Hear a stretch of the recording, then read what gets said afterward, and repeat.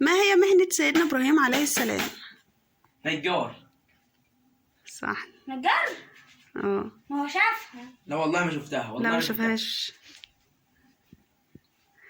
طيب اللي يعرف يقول لي كم عدد كلمات سورة الفاتحة؟ انا عارفه كلمات سورة الفاتحة. كلمات. استنى.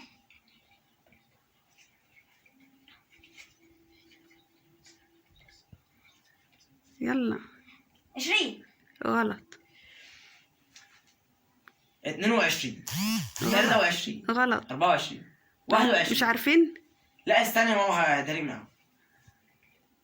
لا خلاص مش عارفين. خلاص يا جماعة، جابت السؤال ده قولوا لنا في الكومنتات. ماشي. 25. غلط. امال كام؟ هسيب الناس تجاوب في الكومنتات. ماشي. طيب ها؟ ما هي لغة الجن؟ لغة الجن. احنا هنقولها ازاي دي؟ بيتكلم اللغة ايه؟ لحظة. يلا ها. الإشارة. لا. لغة عربية؟ غلط.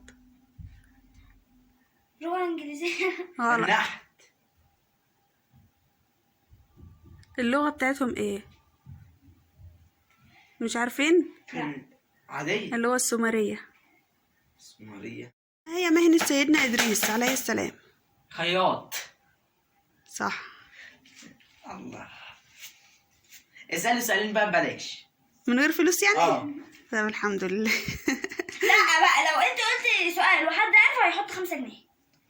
حد عارفه؟ لا اللي مش عارف. أنا مش لو انا عرفت قولي يا. لو انا مش عرفت وحد يحط 5 جنيه. طيب ما ماشي ماشي، بص يعني مثلا لو محدش عارف السؤال ده اللي انت تقوليه ده هيحط 5 هيحط جنيه. 5 جنيه. تمام. ماشي. جاهزين؟ بس عن 3 مرات بس. تمام. ما هو اسم إبليس قبل أن يكفر؟ قبل ان يكفر. عزازيل. صح. حط 5 جنيه. طب ما هي مهنة سيدنا داود عليه السلام؟